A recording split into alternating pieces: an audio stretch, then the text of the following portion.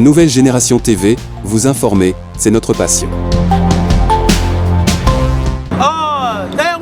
Bandeko botala bolanda ndenge makambo eleka parce que tata mokonza mboka alopesa message lobi mais na message na ye na suti kaka moi quelques phrases oyo nazo tangela bino awa. Félix Tshisekedi au sujet de la création rwandaise sous couvert du M23, garant de l'unité et de la cohésion nationale. Je réitère mon serment constitutionnel de maintenir l'indépendance et l'intégrité territoriale et de sauver l'unité nationale. Je rassure le peuple congolais dans toute sa diversité que je ne ménagerai aucun effort pour que la paix et la sécurité soient rétablies et que l'agresseur soit repoussé hors de notre territoire. Écoutez bien les informations.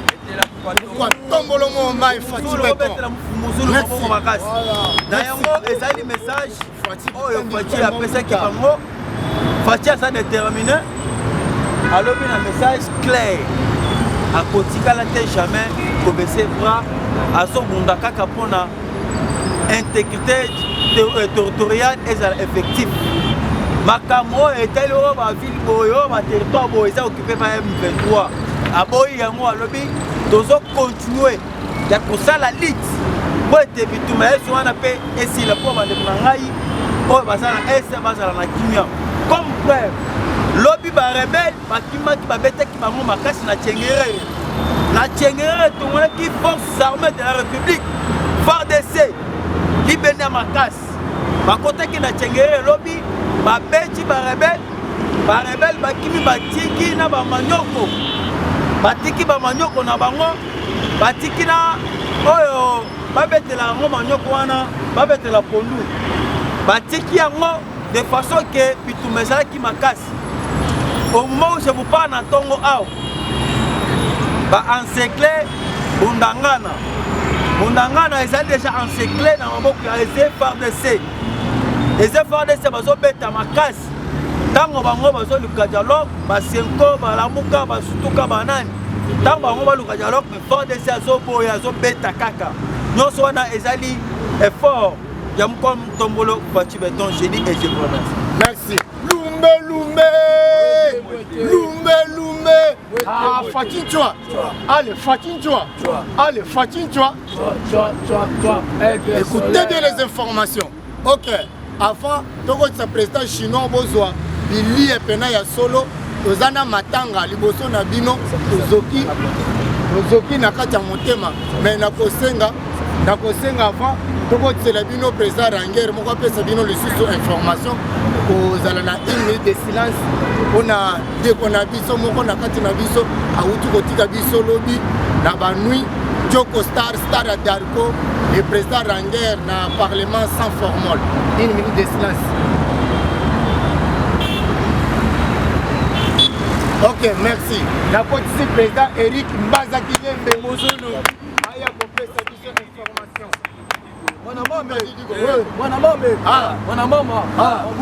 Maso Bele.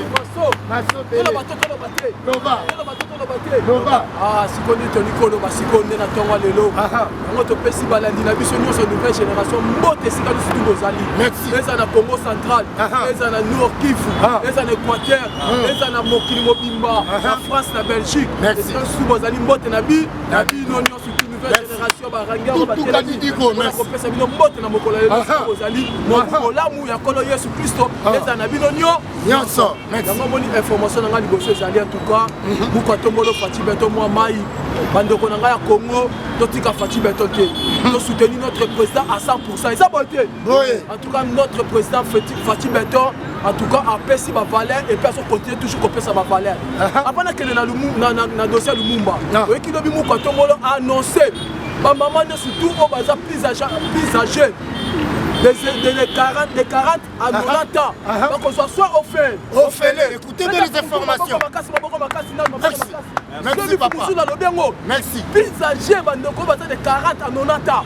Pendant qu'on soit soit au fait. Au fait. Les gens savent à partir de l'autre, nouveau Congo. Nouveau Congo bani déjà.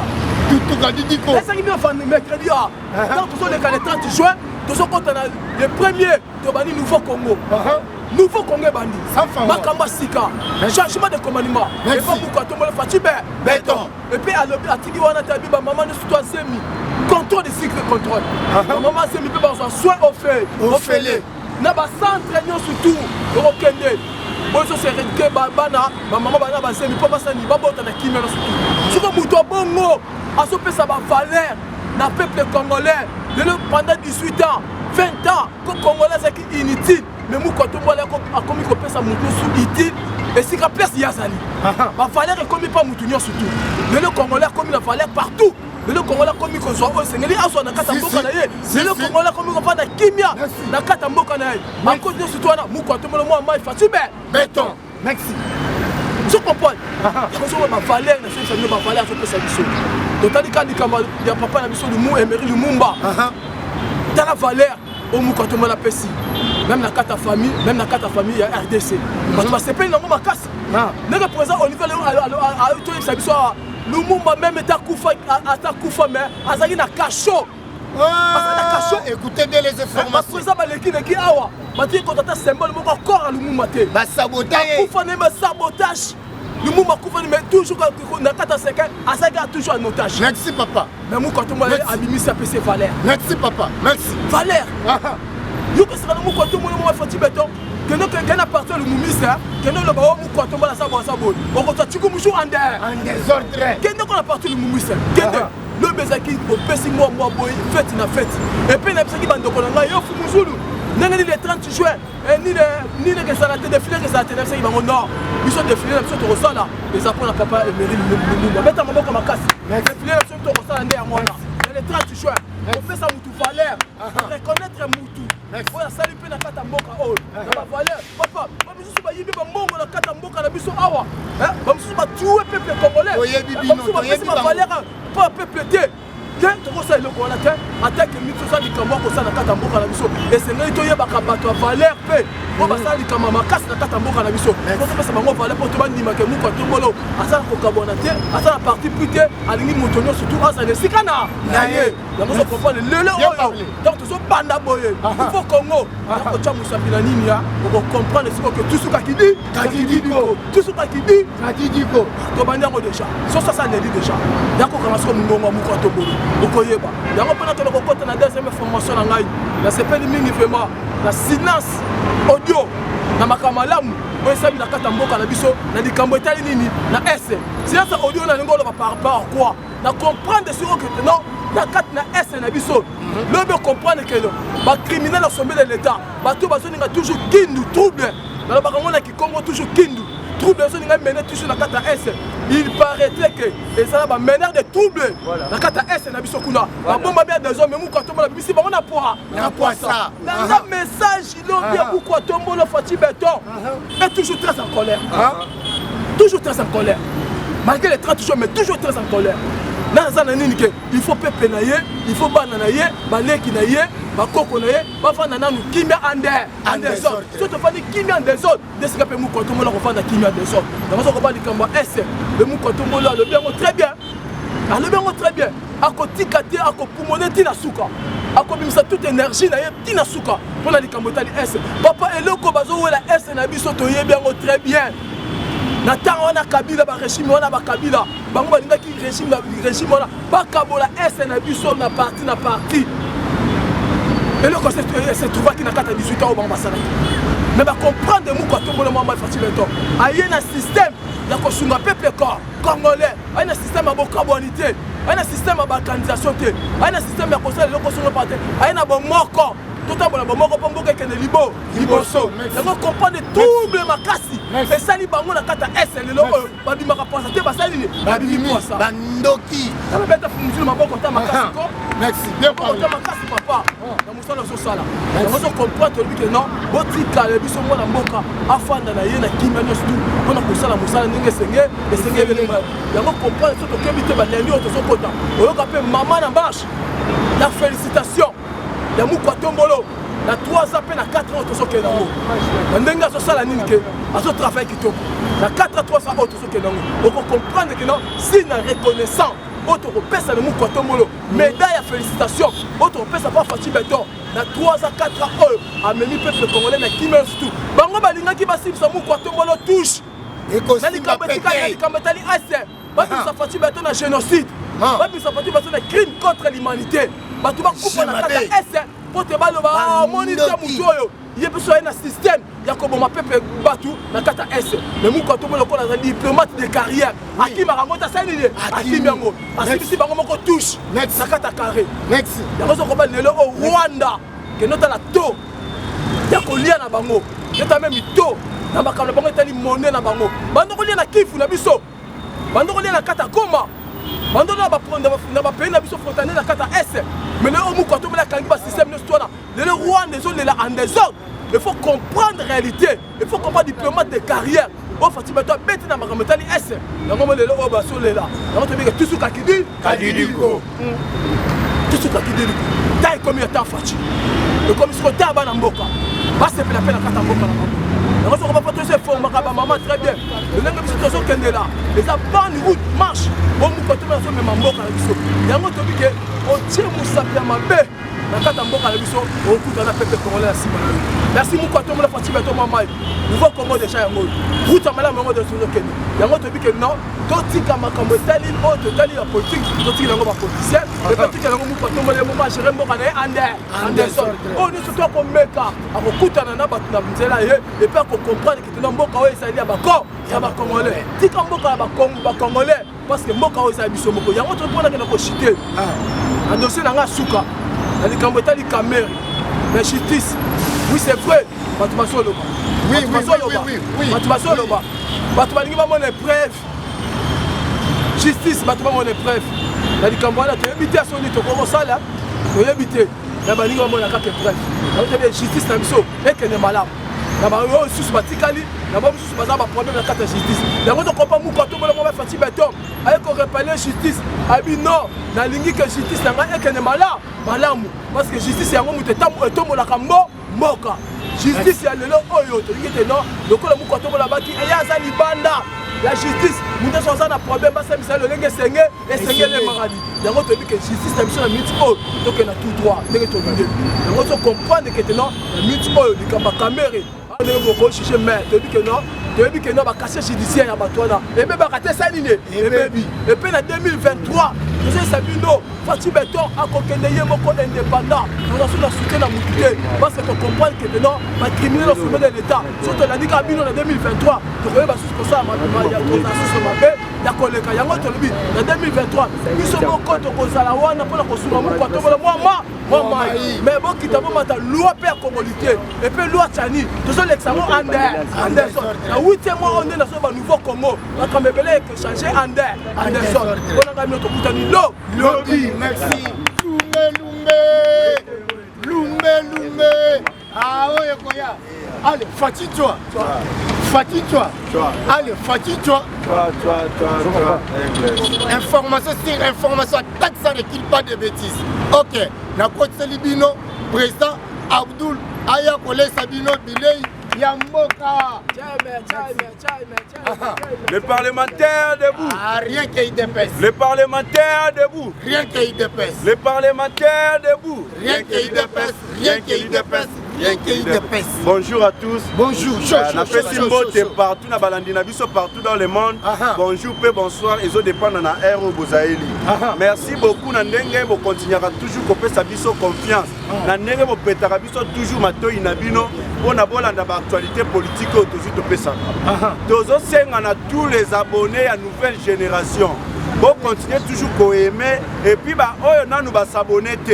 Et ça que beaucoup de gens mais bon s'abonner massivement. Ceux qui vont s'abonner du jour au jour, il y a même te permettre biso tokoka ko jouer la bino ba image le lenge sengeli. Merci beaucoup de continuer l'actualité politique. nayebi na minute actualité politique eza ko dominer eza rencontre ya chef de l'État na son ancien directeur de cabinet na kombo ya Vital Kamerhe. Oui. Bolandaki Vital Kamerhe kokuta na chef de l'État. Alekaki et puis avandaki calmete, alobaki a répondaki plutôt na ba question ya ba journaliste. Mais na koki kozongi sabino moi départ en arrière en affaire ya Vital Kamerhe. Procès à Vital Kamerhe, c'est lui qui était ciblé et zalaki chef de l'État Félix Antoine Tshisekedi Tshilombo. Bolandaki Vital Kamerhe. Les informations. Yemoko alobi clairement. Bato ba poussaki ke bakangae ezalaki le premier ministre à l'époque ezalaki plutôt Ilunga Ilukamba en complicité na ministre de la justice o ezalaki tunda kasende. Batinda ki akende kosamba ba créelaki ba dossier. Nyonso wana ezalaki pona commettre en accusation le président de la République. Yango boyokaki na procès à 100 jours. Vital Kamerhe alobaki boye. Boza ko pousser ngana lo bakombo ya président de la République tandis que le chef de l'État est sacré. Na koki kokota kombo ya chef de l'État na makambo ya buzoba oyote. Alors celui qui était ciblé ezalaki vraiment le président de la République. Bolanda qui à l'époque procès à 100 jours tango salema qui Vital Kamerhe azalaki condamné. Après sima mikolo avant ba pesa une liberté provisoire. Balakisaki babiloko oyo Vital Kamerhe azongisaki. Après sima teye komona baye ko akite Vital Kamerhe balobi nini ke aza innocent. Ndenge balobi aza innocent, automatiquement sur le plan politique Vital Kamerhe azongi. Yango bomonaki kokutana na chef de l'État eza juste pour na koluka poste place nini esengeli ya sala. Mais tokosenga na mukontombolo Fachi Beton. Il faut attirer très attention à Vital Kamerhe. Oui. Très attention à Vital Kamerhe. Oui. Parce que tout le monde a battu la présidence de la République. Cause ya liwa na bango jusqu'aujourd'hui to tukala koyeba te. Voilà. Bitumba oyo toza nango na mboka oyo eza bitumba na ba étranger. Ba étranger ba komi koluka ko écarter mu kontombolo na ngwende pona bango ba occuper ba poste na bango. Bandoki. Ce qui te que sur le plan infiltration. Vital Kamerhe yemoko pe azana no étranger aza burundais. Oui. Na koki ko rappeler bino Patrick Kamerhe aza 100% burundais. Abotama na papa burundais et puis maman burundaise.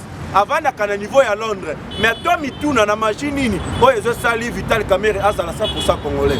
Tandis que frère naye biologique de père et de mère aza 100% burundais. Alors ndenge nini Vital Kamerhe ye akoma congolais. Côté wana il faut to mituna question. Bitumba o toza na ngona Rwanda. Bolanda ki bien que 5 ans aleka ki alobaki boye. Toza senga na chef de l'État avant sa dialogue na ba M23. Tolanda ki Moïse Katumbi ye pas lobi que dialogue eva na ba M23. Mais tokomi tuna combien de dialogues to sala en République démocratique du Congo? Fruini ne memela biso. N'est-ce pas à cause du dialogue wana de memela biso infiltration na mboka na biso. À cause du dialogue wana na Assemblée nationale 128 députés au baza Rwandais. À cause du dialogue wana na Sénat 44 sénateurs au baza Rwandais. À cause du dialogue wana 85 agents rwandais na DGDA. Dans toza la valeur il y a 75%. Oh tozi tomoni ba Rwandais baza occuper na mboka na biso. Na armée na biso toza na plus de 500 officiers baza Rwandais.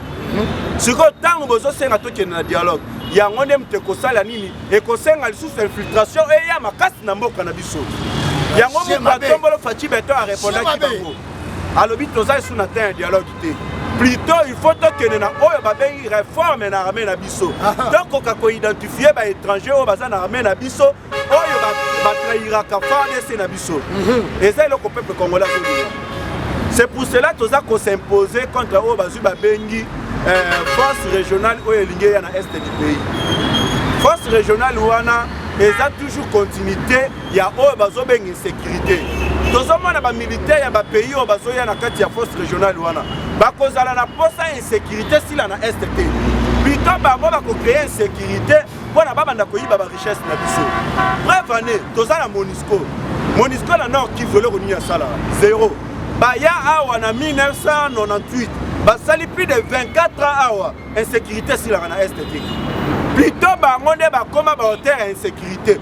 MONUSCO a comment couper sa mandoki na ba rebelle pour na ba créer insécurité pour bango bazala wana. Puisque ce qui est sécurité si na est veut dire que mission ya MONUSCO ekozala te bakozala censé ya kozonga.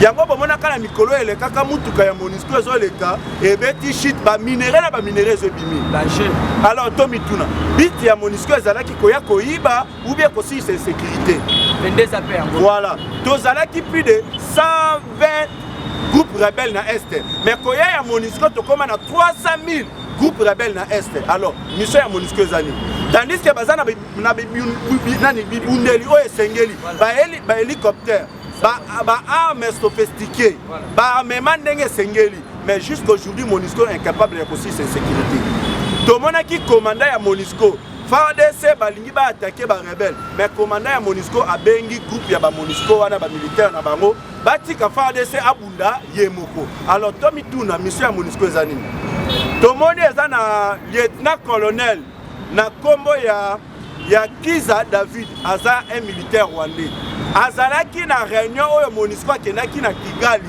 oyo akutanaki na chef d'état-major oyo aza rwandais oyo akutanaki na ba M23 commandant ya MONUSCO ati okutana ba M23 basalaki réunion mais réunion basalaki to éviter babandaki kolobela nini mais par après tant tomene ba enquête to ko comprendre que MONUSCO akendaki koteka plan na biso epai ya ba M23. Pour votre information, le colonel Kiza David Wana Baouti Kobomaye par nos FARDC dans l'Est du pays. Tobé de la FARDC dans le FARDC et l'eau comme un cassis. Yango, le général Chico Chitambwe a corrigé le ministre des médias na biso na kombo ya Patrick Mouyaya. Alobi, basenga kanaba rebelle Bobi maboti que la biso mabele non. Ba exige kabango. Chico Chitambwe a corrigé Patrick Mouyaya alobi na eboé. On ne demande jamais à un voleur, mais on l'exige. Voilà. Nous n'avons pas le temps de faire des demandes à la petite armée rwandaise de retirer ses soldats. Nous allons nous assumer sur le terrain et leur faire payer cher. Ils ne quitteront pas notre territoire vivant. Et à l'objet, ce que Seigneur peut te na Rwanda, écoutez bien les informations. Écoutez bien les informations.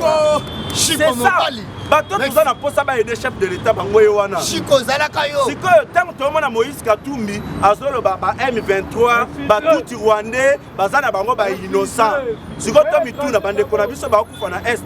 C'est que bazo kosela bango ba rwandais. To mituna question wana. Ba mabe. Rolandi pasteur rwandais moko asala ki interview à Lobiboé. Eza à cause ya kimoyibi pe ya égoïsme ya Paul Kagame azoboma ba congolais na mabele na bango pona ba richesse na bango. Comme un ancien premier ministre rwandais, il n'y a pas les cas lobby. Paul Kagame a génocidaire, a sanguinaire, a comme le peuple congolais dans l'Est. Tandis que Bango Bazolo Paul Kagame. Alors si Kobina Moïse Katumbi pose à un étranger, on a commettre en cause Maloba armée na biso. Et puis on a dit que ceux qui ont eu pouvoir dans le Canabiso, communauté rwandaise na congolais. Ce que on a Moïse Katumbi, on ne jamais qu'on soit pouvoir dans le Boyo mokona nous ozana nous étrangers de père et de mère. Okenda na nani na Zambie. Mutumabe. Je kamina futa yombongo. Et puis okenda et pas bande kwa papa na ba juif. Ko funda ba congolais ke balingi na mboka na bango te pona yo opostulé. Alors aventure ni Moïse Katumbi zo memala biso. Donc comme na niveau ya Nord Kivu 150 M23 et puis na ba militaire rwandais ba utaki koboma bango et pas ba FARDC na biso to beta FARDC.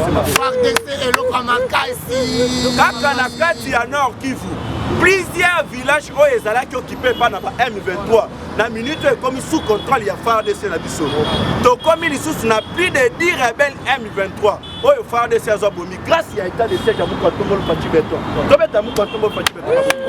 Tombolo Momba Fati. Sikoyo bino bozana posa insécurité si la na est. Mais kaka bino bozo kende kosenga nini ke balongola état de siège. Exemple ya Martin Fayulu. Martin Fayulu aza ko exiger balongola état de siège. Tomi Tuna, état de siège eza ko gêner Martin Fayulu na nini. Faut comprendre que l'état de siège est allé cautionner bateau bazana ba tout rebelle na est. Merci beaucoup na papa Mbosso. Ozwa ki liste ya 27 députés. Dans le 27 députés nationaux, ba oyo ba financer ka ba rebelle, ba o bazana ba tout rebelle na est, okei koti kango inde pas procureur général.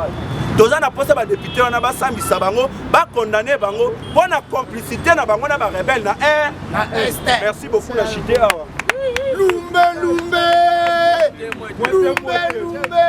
Ah, oye koya. Allez, Fati toi. Fati Chua. Allez, Fati Chua. Information sur information, taxe ça ne tire pas de bêtises. Dans un bongo, na président, oyo atikali moko golukaka monde mobimba. Président chinois des Chinois, à Kokota apesa biso.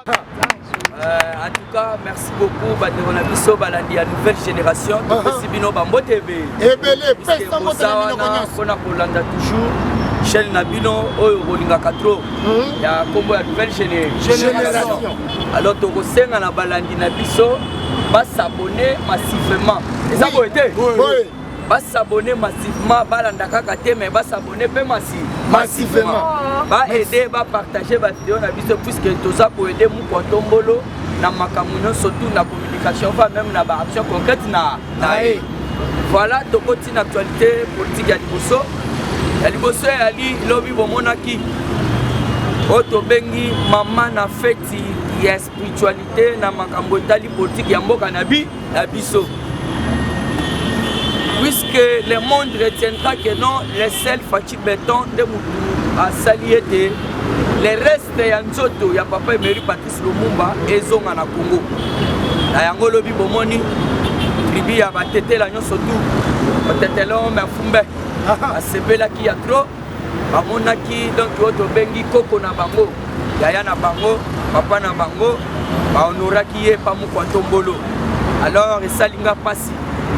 Na yo komona ete papa wana aswaki oto bengi ba châtiment makasi asufaki kaka pona mboko oyo mais walina batu mususu na kati ya mboko baza ko comprendre dans le politique te baza ko sala ba oto bengi ba jalelo baza ko sala ba oto bengi donc ba déclaration politique ba lokunya baza ko donc baza confondre politique mais bazo bosana ete et alina batu oyo bakufela mboko oyo ba Emery Patrice Lumumba oui bato bakufela vraiment mboko mais bino lelo soki bomoni ke mboka efandi kimia eza pona ba légende na biso wana lelo bosomi oyo toza nango indépendance oyo eyali pona Lumumba telemaki soki lelo toza na bato ata 10 lokola papa Emery Patrice Lumumba je crois que tokokaki koyinana te tokokaki kokotisa motema mabe te na kati ya politique na mboka na biso.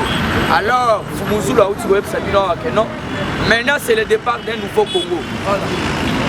Congo ya sika et bandi. Félix Antoine Tshisekedi Tshilombo et grand esprit Fati Béton Moamai.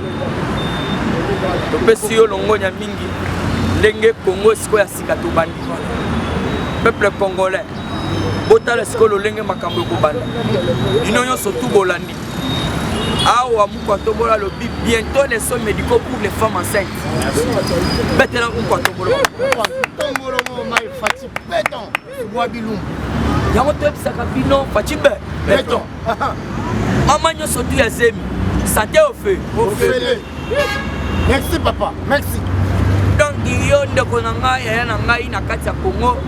Wana mwasi na déjà azana zemi. Yebake ndeto koti na nouveau Congo wa ba soins médicaux ezali au feu. Yali kukumate. Ye moko alobaki yango bino nyonso tu bolandi boyoki yango. Wana yali mama na message clair au bana mboka. Merci Mukwantombolo ndenge ozokende pas à pas. Peuple congolais bazolinga siko Damas. Balia basepela. Chima.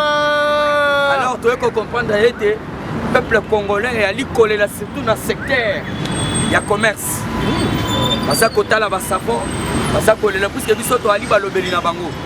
Bo bato basa kuna na kati ya palais du peuple. Mukwantombolo ayebisa biso de clair. Aloba que non, ndenge sawana. Ce ne sont pas les élus du peuple, ce sont les ennemis du peuple. Alors, au lieu de kuna na kati assemblée, ba solo la pona sociale ya kati ya peuple congolais. Puisque social ya peuple il faut ça tout autour ya centre ya mama solo na bango na kati ya palais du peuple. Parce que tokotu na bango na kati ya palais du peuple. Ma solo nini eza tout autour na bino. Ce qui eza ya koboma batu na benite. Ce qui eza ya o mituke yaki toka bola. Ce qui eza ki ke ba primte. Mais peuple congolais o atinda kibino. Le lopobota la secteur ya social. puisque Mukwato Mbolo biso tokolinga ete to perdre ata mutu moko te na maponami.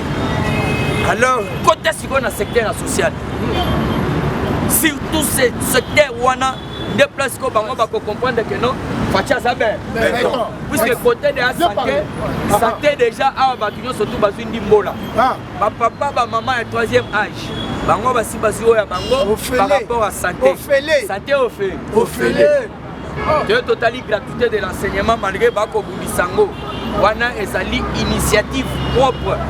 Il y a l'espoir de tout un peuple congolais. Fatibe, bana bazotanga ofele.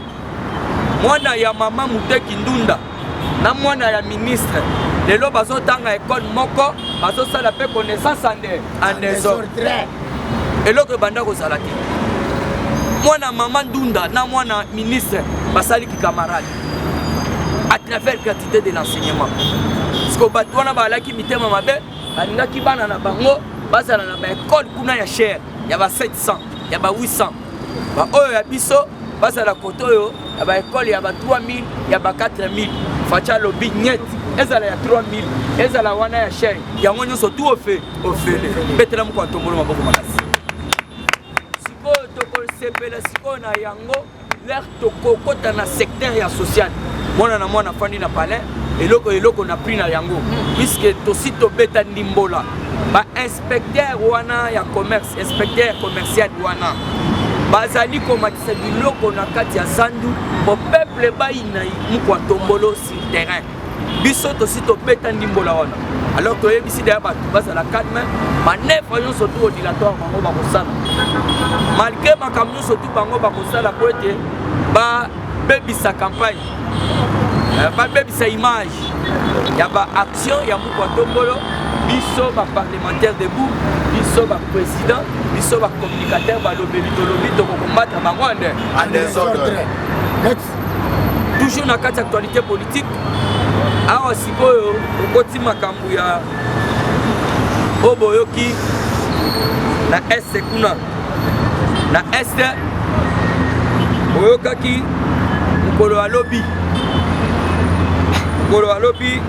aye kopesa biso information outil en direct des FARDC batalisi biso que non Rwanda ndenge azali ko agresser biso Rwanda ndenge ali kosala biso guerre atu mususu bakondima te États-Unis babandaki kondima pete toyokaki bamboka mususu babandaki koloba yo te kozokosela Rwanda makambo eza M23 oh bon c'est là awa nazoyebisa bino le preuve s'accumule ba preuve oyo ezolakisa ete Rwanda azobundisa biso ba preuve wana eza komata. Alors nini eleki lobi des autres soldats rwandais RDF capturés au fond na kati ya otobengi territoire ya Kuchuru présenté par les porte-parole ya FARDC armée na biso elingi koloba nini bake kokanga lisusu ba otobengi militaire mibale ya barwandais na kati kuna na Ruchuru ba présenter bango et pas porte-parole ya armée ya FARDC. En tout cas boyoka degré dossier otokomi na barwandais lobi bakangaki bango lisusu mibale na minute na so yebisa bino M23 moto ya kosakana te bango surtout mukolo ya mercredi baswaki tout la mwisi yaza mais kamwisi nga Bintu Keita Monisco atelemi lobi azali ko reconnaître que non M23 et alina bibundeli makasi koleka oyo FARDC azoko bunda na yango ezali sangwa kokamwa nde toye kotala ete mama Bintu Keita bazali na droit ya ko doubler ba effort na bango et puis depuis baya M23 Nabino Monisco banani bakozana na ba armes sophistiquées Monisco IDPS viva c'est la Monisco mais comme singa bazo yebisa biso boye Bintu Keita chef de la Monisco a présenté ce mercredi devant le Conseil de sécurité des Nations Unies son rapport sur la situation en République démocratique du Congo. Le chef de la Monisco Bintu Keita a révélé devant le Conseil de sécurité que les M23 disposent d'une puissance de faits et d'équipements de plus en plus sophistiqués, notamment en termes de mitrailleuses ainsi que des tirs de précision sur des aéronefs. À quel plus loin lobby boye? À lobby, au cours des affrontements les plus récents, le M23 s'est comporté de plus en plus comme une armée conventionnelle que comme un groupe rebelle, un groupe armé, pardon. Il est impératif que le Conseil de sécurité des Nations Unies redouble ses efforts en faveur d'une escalade rapide de la situation et du désarmement sans condition du M23. Relève le chef de la MONUSCO, Bintou Keïta, devant le Conseil de sécurité. Donc, on a vu sa maman Bintou Keïta. Maman Bintou Keïta, Bozali na droit. Ya bossa la manso, biso kutu na minute oyo. Toche, oto bengi, courage, encouragement, soutien na biso. Na oto bengi mampinga mboka FRDC Beton. FRDC logo ya maka, ya makasi. Tobeteli ba papa na maboko makasi. Yo kama musala ba papa na bazo sala. Merci. Bakeu kanga lisusu des soldats rwandais pour ne kolakisa monde entier. Keno bango ye. Ba rwandais bango ye puisque bino bolo ba keno Rwanda zo bukisa biso. Parce que bitu eta kelo ba ete M23 bazana arme makasi. Tokoyebisa mama bitu keita. MONUSCO pe 23 za yango yo. MONUSCO bango bazaka ko pleurnicher devant ba groupe rebelle. Au lieu bango ba senga bango basala bango désarmement sans condition. Puisque Fati veut la paix. Là Rakotia qui m'a partout, ndena yango mboka mobimba. Kolia feti to bandi sikoyo makambo sika. Mais tandis que bandeko na biso bazana beni bako souffrir, Fatia ko sepelate bando ba M23 bako taka na mboka na biso. Koyo kilobi mu kwantombolo na message pour la nation. À féliciter, à encourager FRDC. À lobby FRDC à Zalina. Tina Lifobo. Merci na Mouko Tombolo. Tous à la toujours dans le FRDC. Ma maman na biso surtout ya Beni. Ma maman ya Goma. Tous Simba na main dans la main. Tous à la Kakawana. Na sima ya FRDC. Poto meka kolonga monguna. Puisque déjà ndenge to neutraliser. La chef na bango. Tête na bango. Moyen siko bitumba wana e ou melezate. Puisque to le bakango toujours. Quand le chef sera arrêté, tous les brebis seront dispersés. Il y a un homme qui va se faire M23, ou à côté de Mabe, ou à côté de Mabe. Alors on a comme monopolisé par ordre, à ceux qui sont le même président. Lelo tosuki awa bongo totiki mbote na biso epai ya papa oyo asalaka toujours na kati ya vision chef de l'état papa Mboso nde makambo natiki malobe pa président Abdul aya kopesa tourment bongo. Merci beaucoup na balandi na biso partout dans le monde.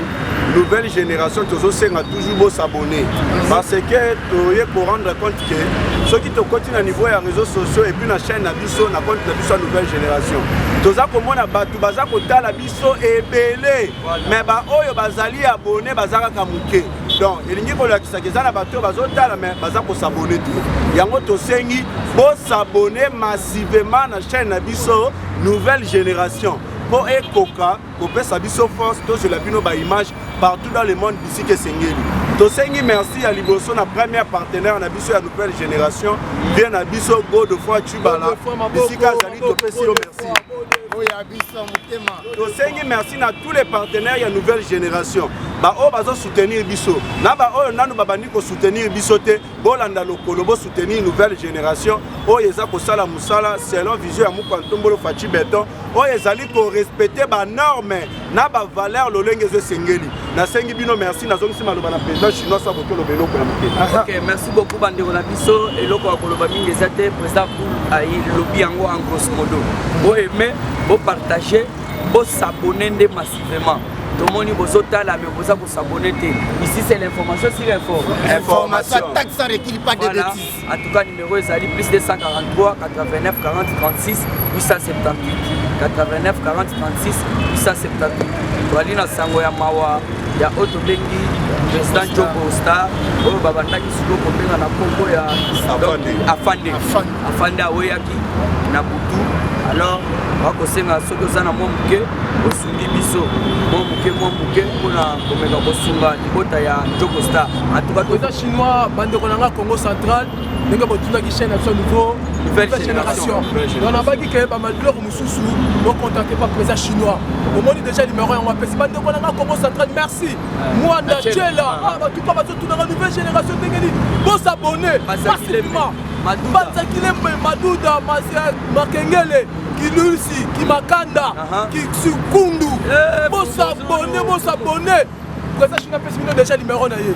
Donc si on retrouve ça ya moi d'achela déjà boyoki bosabone pour la mission même il faut lundi ti samedi ça va être une nouvelle génération ça bon que bosabone vraiment ça malamu 89 40 36 878 Tokuta Nambala Sima. Ciao.